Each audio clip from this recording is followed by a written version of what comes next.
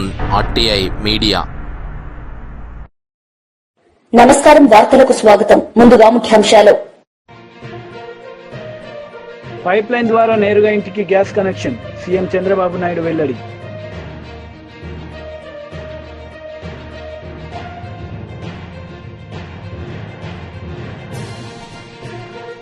BRS leader media సమావేశం, CM Revanth రెడ్డిపై fire. Pipe line ద్వారా నేరుగా ఇంటికి గ్యాస్ కనెక్షన్ అని సీఎం చంద్రబాబు నాయుడు తెలిపారు. ఈ సందర్భంగా ఆయన ప్రసంగించారు. చాలా సంతోషం. ఈరోజు ఒక వండర్ఫుల్ ప్రాజెక్ట్ కి మళ్లీ ముందు తీసుకుపోవడానికి తిరుచానూరు టౌన్ లో ఇప్పుడే ఒక ఇంటికి వెళ్ళాను. ఇంటికెళ్లి AG&P గ్యాస్ కనెక్షన్ ని డైరెక్ట్ గా కనెక్ట్ చేసే విధానానికి శ్రీకారం చుట్టి వాళ్ళతో కూడా ఒకసారి మాట్లాడాను. అయితే దేశం మొత్తం ఫ్యూయల్లో గాని ఎనర్జీలో గాని ఒక రెవల్యూషనరీ చేంజెస్ వస్తున్నాయి. ఒకప్పుడు మనం కట్టెలతో పొయ్యిల్లో మంటేసుకునే పరిస్థితి.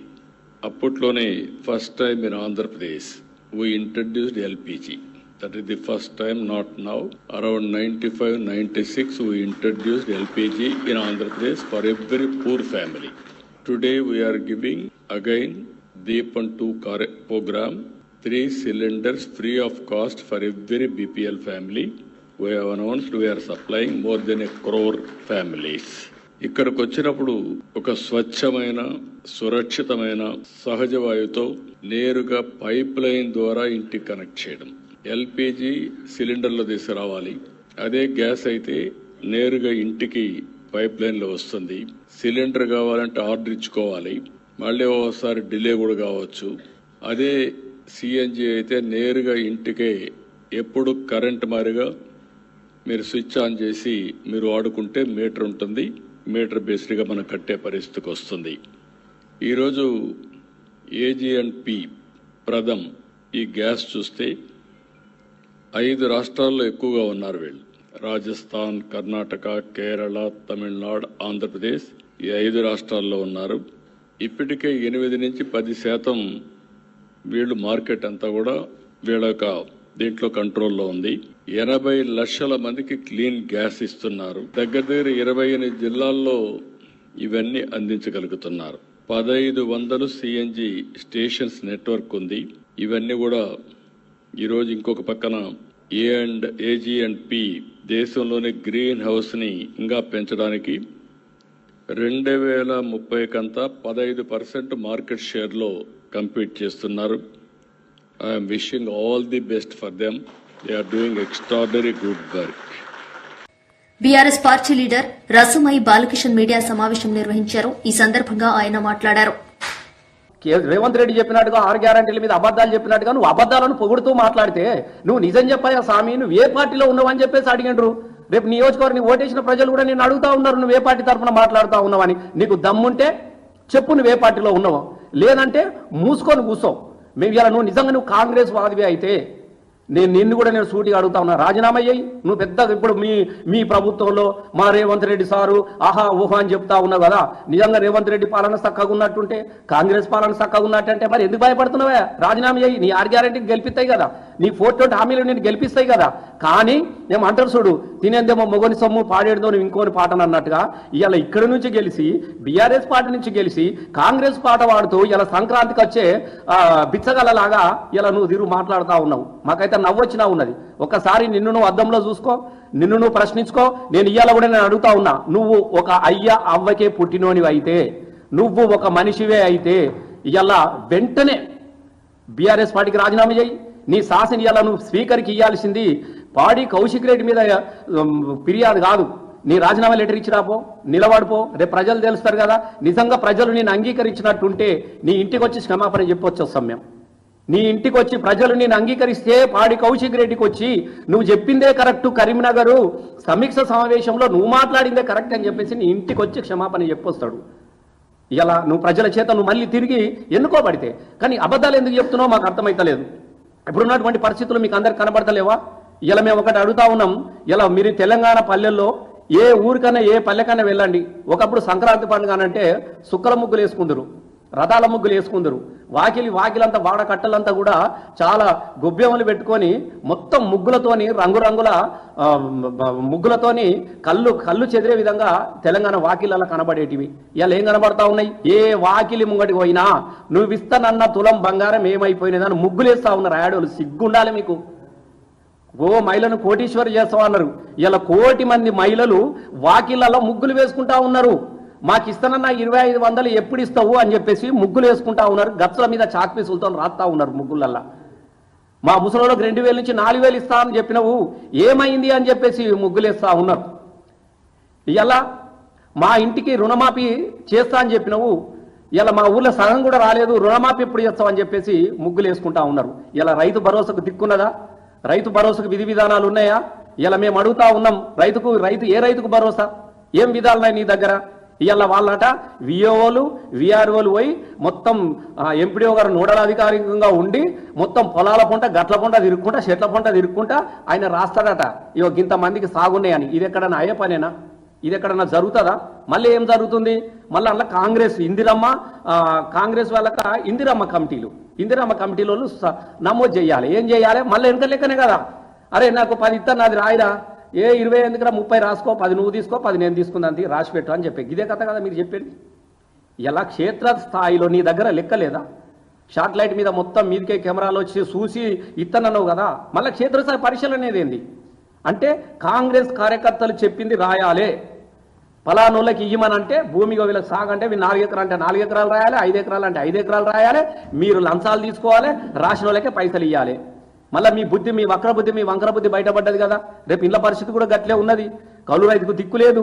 మీరు ఇస్తా అన్నటువంటి ఏ గ్యారంటీలో కూడా ఇలా ఒక విధి విధానాలంటూ రూపొందించుకోలేదు. అంత గాలిలో మేడలు కడతా ఉన్నారు.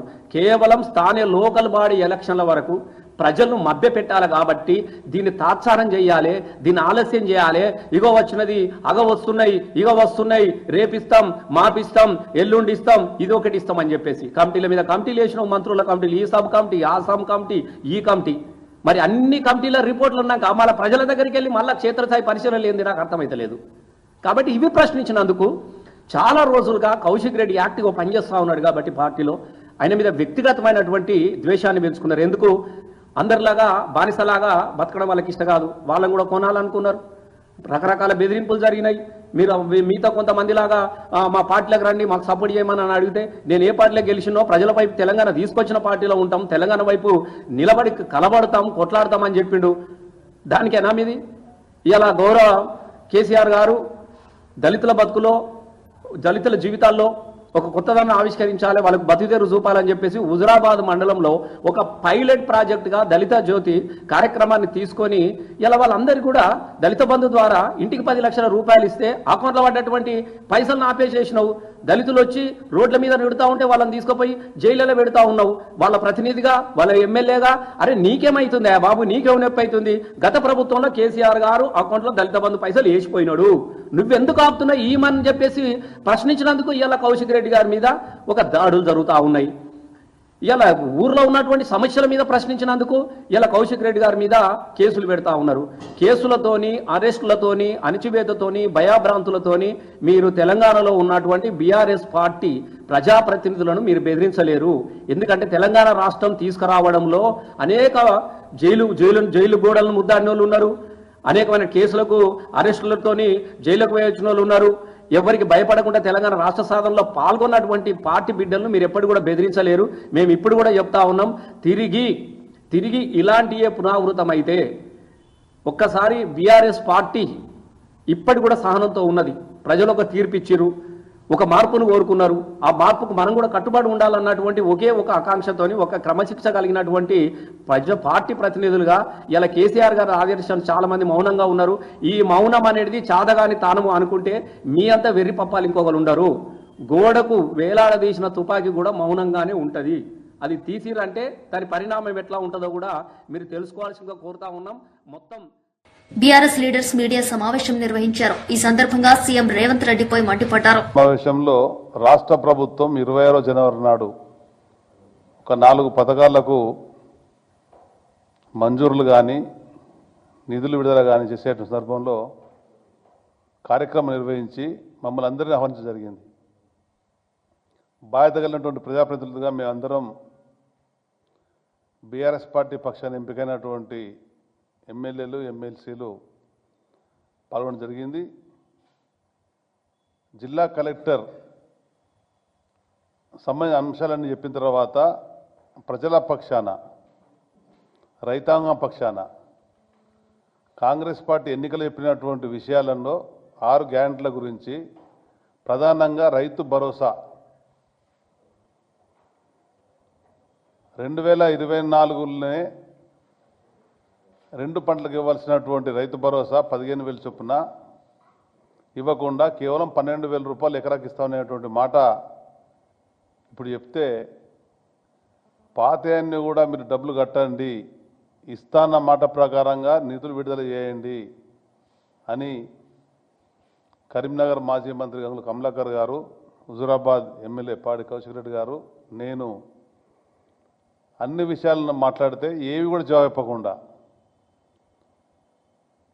జవాబులు ఇవ్వకుండా కాంగ్రెస్ పార్టీ ఎమ్మెల్యేలను మాట్లాడడం, దానికి అనుగుణంగా బీఆర్ఎస్ పార్టీ అని చెప్పుకుంటూ కాంగ్రెస్ ఎజెండాను మోస్తున్నటువంటి జగిత్యాల ఎమ్మెల్యే సంజయ్ గారికి కూడా అవకాశం జరిగింది. వెంటనే కౌశిక్ రెడ్డి గారు మా యొక్క సమస్యలు మేము చెప్పినటువంటి వాటికి మొదలు పరిష్కార మార్గం చెప్పండి, అదేవిధంగా మాట్లాడుతున్నటువంటి ఎమ్మెల్యే ఏ పార్టీ అని అడిగితే ఒక అప్రజాస్వామ్య పద్ధతిలో అధికారం ఉందని చెప్పనేటువంటి ఒక ఆలోచనతోని కౌశిక్ రెడ్డి గారి అందరిని కూడా బయటపడడం జరిగింది. ఇది ప్రజాస్వామ్యానికి విఘాతం అని చెప్పని, కాంగ్రెస్ పార్టీ ప్రభుత్వ పనితీరు నిదర్శనం అని చెప్పని దీన్ని మేము పూర్తిగా ఖండిస్తున్నాం.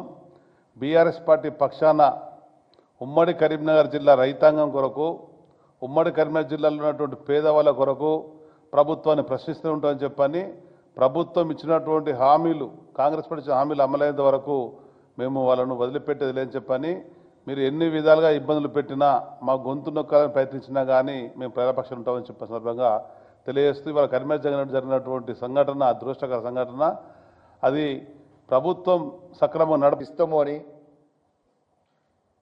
కేసీఆర్ గారు కేవలం 10,000 రూపాయలు రైతులకి బిచ్చమేసినట్టు ఇస్తా ఉన్నాడని ఆ రోజు రేవంత్ రెడ్డి గారు చెప్పింది ఒక్కసారి గుర్తు చేసినాం. మరి మీరే కదా రైతులందరికీ కూడా 15,000 రూపాయల రైతు భరోసా వేస్తామని చెప్పిండ్రు. మరి వేస్తామని చెప్పిన తర్వాత ఇవాళ మీరు అధికారంకి వచ్చిన తర్వాత ఇవాళ దాకా ఒక్కసారి కూడా రైతు భరోసా అనే పథకాన్ని మీరు కొనసాగించలేదు, వెయ్యలేదు కదా రైతులకి. ఇవాళ దాకా మీరు ఎందుకు వేయలేదు అని నేను అడిగిన. మరి వాళ్ళు వచ్చి దాదాపు సంవత్సరం అవుతుంది. రబీ పోయింది, యాసంగి పోయింది, 2 సీజన్లు పోయినాయి. 2 సీజన్లలో రైతు బంధు అనేది వాళ్ళు వెయ్యలేదు. మళ్ళా ఇప్పుడు వేస్తామని చెప్తా ఉన్నారు, వేస్తారో లేదో కూడా తెలియదు. అది కూడా ఏం చెప్పిర్రు, 12,000 రూపాయలు వేస్తాము, మేము 15,000 వేయము అని మాట మార్చిరు. మరి నేను ఒక్కటే అడుగుతున్నా, మీకు చేత కాకపోతే ఆ రోజు మీరు మాట ఇచ్చి రైతులను ఎందుకు మోసం చేసిండ్రు రేవంత్ రెడ్డి గారు అని నేను ప్రశ్నిస్తా ఉన్నా. ఆ రోజు ప్రశ్నిస్తా ఉన్నా, ఈరోజు అక్కడ కరీంనగర్ కలెక్టరేట్లో కూడా ఇదే అడిగిన. దానికి సమాధానం చెప్పరు. దాంతోపాటు ముఖ్యమంత్రి రేవంత్ రెడ్డి గారు రైతు రుణమాఫీ మేము 100% చేసినామని చెప్తా ఉన్నారు. ఇది పూర్తి అవాస్తవము.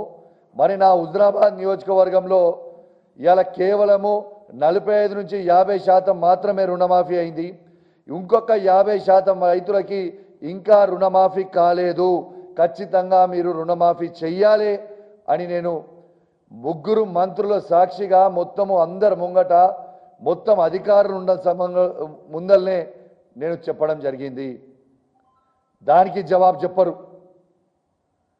అదేవిధంగా హుజూరాబాద్ నియోజకవర్గంలో దళితులది దళిత బంధు అనే ఒక పథకంని కేసీఆర్ గారు పైలట్ ప్రాజెక్ట్గా తీసుకున్నారు.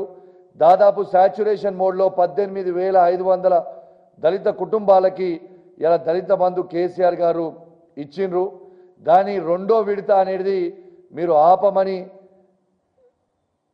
కాపీ ఇచ్చిండ్రు, మీరు ఆపమని ఆర్డర్స్ ఇచ్చిండ్రు. మరి దాని సంగతి ఏంది? మేము రెండో విడత దళిత బంధు ఇవ్వమని అడిగితే పోలీస్ అధికారులు మా మీద కేసులు పెడతా ఉన్నారు, వాళ్ళని ఇబ్బంది పెడతా ఉన్నారు. దీని సంగతి ఏంది అని మేము వైఎస్ఆర్సీపీ లీడర్ చంద్రశేఖర్ రెడ్డి మీడియా సమావేశం నిర్వహించారు. ఈ సందర్భంగా టీడీపీ నేతలపై ఆయన మండిపడ్డారు. ఇంతవరకు దాదాపు ప్రభుత్వం వచ్చి 6 నెలలు గడిచిపోయినప్పటికీ కూడా ఆ యొక్క జాయింట్ స్టాఫ్ కౌన్సిల్ ఊసేలేదు.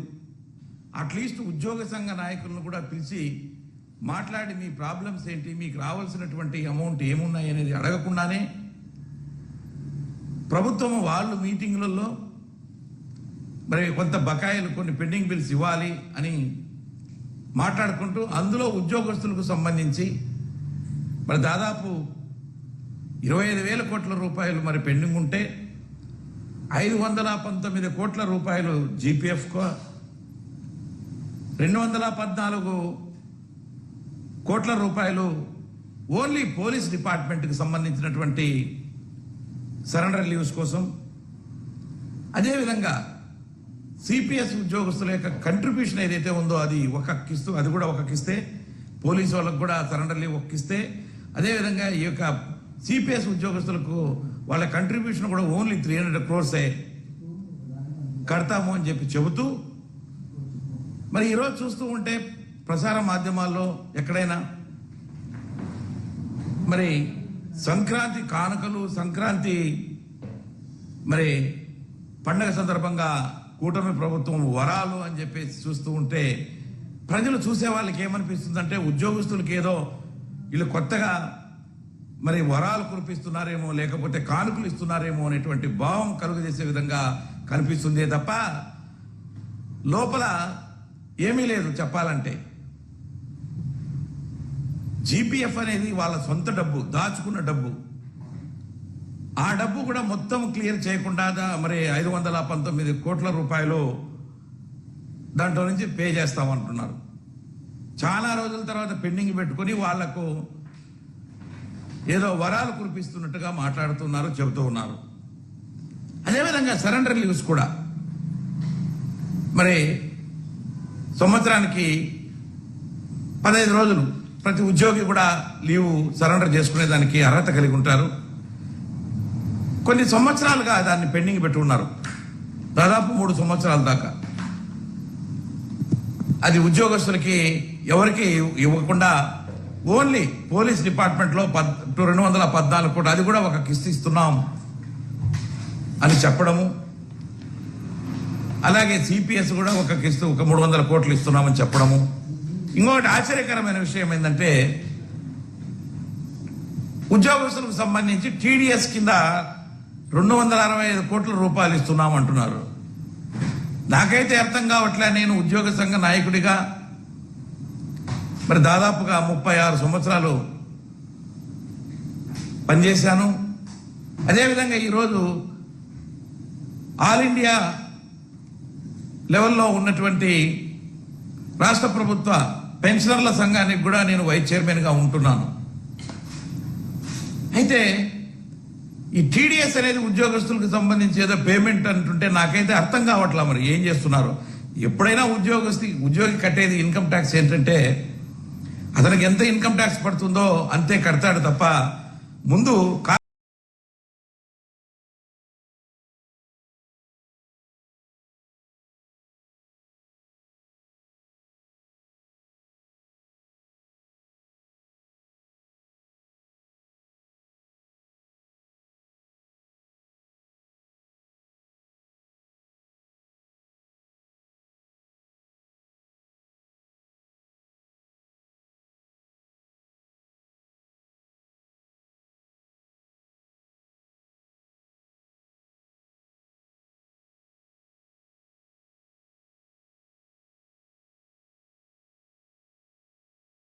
కడప జిల్లా బద్వేల్ వైఎస్ఆర్సీపీ పార్టీ నాయకులు బిజవేముల రామసుబ్బారెడ్డి తన నివాసంలో మీడియా సమావేశం నిర్వహించారు. ఈ సందర్భంగా వారు మాట్లాడుతూ ప్రజలకు, కార్యకర్తలకు సంక్రాంతి శుభాకాంక్షలు తెలియజేశారు.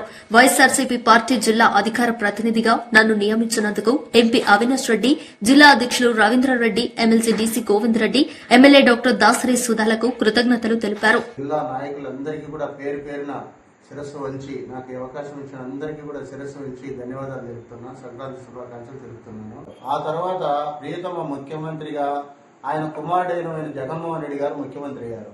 ముఖ్యమంత్రి అయినాక ప్రజలందరూ కూడా నా వాళ్ళు, అన్ని పార్టీలు నా వాళ్ళు, కుల మతాలకు అతీతంగా నా వాళ్ళకి నేను సాయం చేయాలా అనే పదముతో ముందుకెళ్లాడు. మరి 22 డిసెంబర్లో 2022 డిసెంబర్ 22వ తేదీన మాకు మనకొస్తే మా పంచాయతీకి దాదాపు 2 కోట్ల రూపాయలు క్రాప్ ఇన్సూరెన్స్ వచ్చింది. మరి 23లో ఎకరాకు 6,000 అంతనా ఇచ్చాడు. అలాగే రీఎంబర్స్మెంట్ ఇచ్చాడు. మరి ప్రతి ఒక్కటి కూడా రైతులకి ఏమి జరిగినా గానీ, ఎన్ని కష్టాలున్నా గానీ, తను 2 ఏళ్లు కరోనా వచ్చి ఆయన 5 ఏళ్ల ముఖ్యమంత్రిలో 2 ఏళ్లు వేస్ట్ గా పోయింది. 2 ఏళ్లు పోయినా 5 ఏళ్లలో 2 ఏళ్లు పోయినా 3 ఏళ్లు పరిపాలన చేసినా గానీ బెస్ట్ ముఖ్యమంత్రిగా అనిపించుకున్నాడు. ముఖ్యమంత్రి గారికి సెంట్రల్ లో మంచి సపోర్ట్ ఉన్న తర్వాత ప్రియతమ ముఖ్యమంత్రి, మాజీ ముఖ్యమంత్రి ఎన్టీ రామారావు, ఆ తర్వాత రాజశేఖర రెడ్డి గారు, ఆ తర్వాత జగన్మోహన్ రెడ్డి గారు చేసిన సంక్షేమ పథకాల కంటే కూడా ఎక్కువ పని చేయాల్సినది ఉన్నది. మరి మన ప్రియతమ ముఖ్యమంత్రి ఇప్పుడు 40 ఏళ్ల సీనియర్ అని చెప్తున్నాడు. మరి ఆయన ఏమీ చేయలేకపోతున్నాడు. మరి ఎందుకైతే తెలియదు కానీ మరి ప్రజల్లో దాదాపు ఇప్పటికే 20% అసమ్మతి వచ్చేసింది.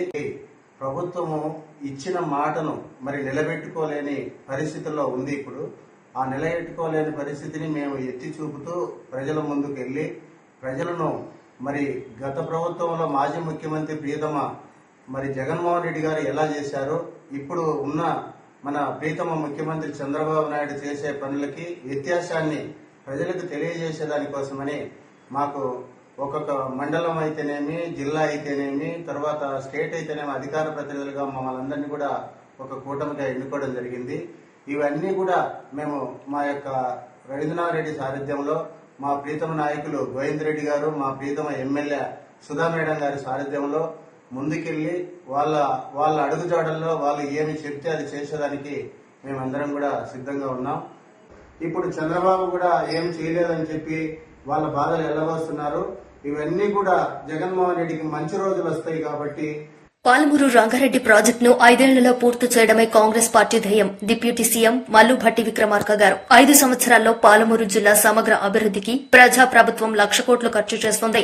తెలంగాణ ఉప ముఖ్యమంత్రి మల్లు భట్టి విక్రమార్క నేడు నాగర్ కర్నూల్ పార్లమెంట్ నాగర్ కర్నూల్ నియోజకవర్గంలో తెలంగాణ రాష్ట దక్షిణ మండల విద్యుత్ పంపిణీ సంస్థ ద్వారా తిమ్మాజిపేట మండలం పోతిరెడ్డిపల్లి మరియు పాలెం శ్రీపురం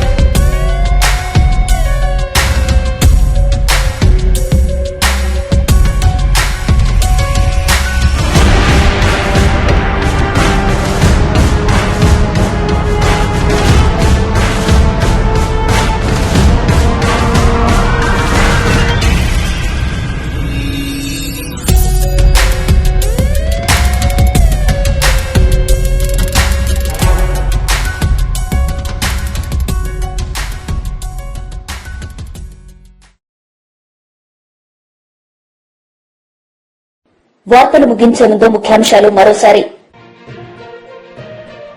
పైప్ లైన్ ద్వారా నేరుగా ఇంటికి gas connection, CM Chandrababu Naidu వెల్లడి.